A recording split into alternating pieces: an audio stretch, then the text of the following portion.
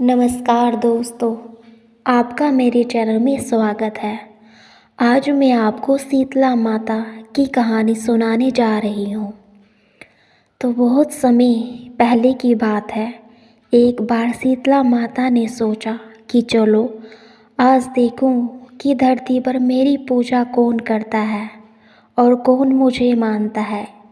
यही सोचकर शीतला माता धरती पर राजस्थान के ढोंगरी गांव में आई और शीतला माता ने गांव में आकर देखा कि उनका कोई भी मंदिर नहीं है और ना ही पूरे गांव में मेरी पूजा होती है। माता शीतला गांव की गलियों में घूम रही थी।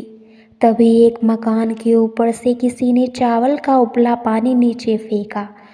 वह उबलता पानी शीतला माता के ऊपर गिरा, जिससे शीतला माता के शरीर पर फोड़े पड़ गए।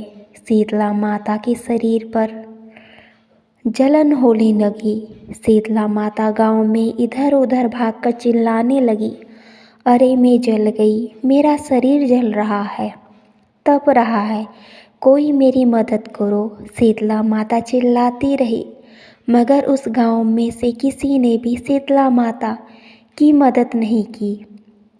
वहीं अपने घर के बाहर एक कुम्हारन बैठी हुई थी।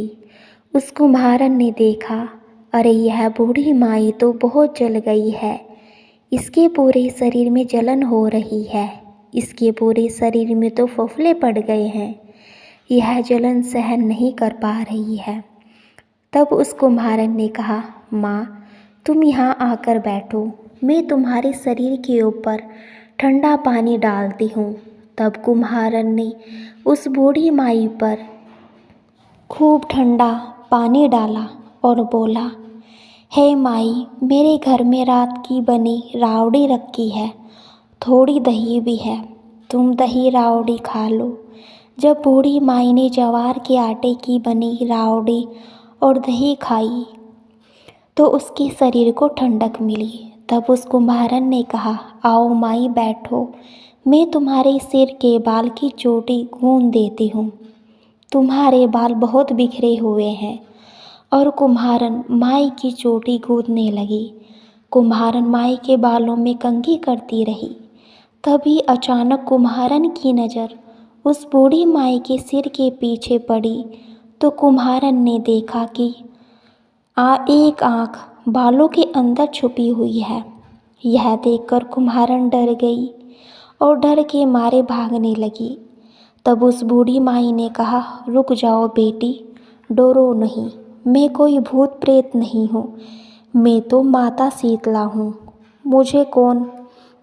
मैं तो इस धरती पर देखने आई थी कि मुझे कौन मानता है और कौन मेरी पूजा करता है। इतना कहकर माता 4 भुजा वाली हीरे जवाहरात के आभूषण पहने, सिर पर सुवर्ण मुकुट धारण किए अपने असली रूप में प्रकट हो गई। माता के दर्शन कर कुम्हारन सोचने लगी कि अब मैं गरीब इस माता को कहाँ बिठाऊं। तब माता बोली, बेटी किस सोच में पड़ गई। तब उस कुम्हारन ने हाथ जोड़कर आंखों में आंसू भरते हुए कहा, मेरे घर में तो दरिद्रता फैली हुई है, भला मैं आपको कहाँ बिठाऊं। मैं तो बहुत गरीब हूँ, मेरे घर में तो ना तो चौकी है ना बैठने का आसन। तो शीतला माता प्रसन्न होकर उस कुम्हारन के घर पर खड़े हुए गधे पर बैठ गई। शीतला माता ने एक हाथ में झाड़ू, दूसरे हाथ में डलिया लेकर उस कुम्हारन के घर की दरिद्रता को झाड़कर डलिया में भरकर फेंक दिया।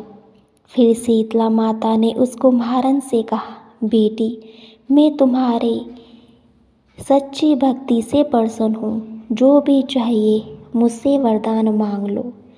तब कुम्हारन ने हाथ जोड़कर कहा, हे माता, मेरी इच्छा है कि अब आप इसी गांव में स्थापित होकर यहीं रहो और जिस प्रकार आपने मेरे घर की दरिद्रता को अपनी झाड़ू से साफ कर दूर किया, वैसे ही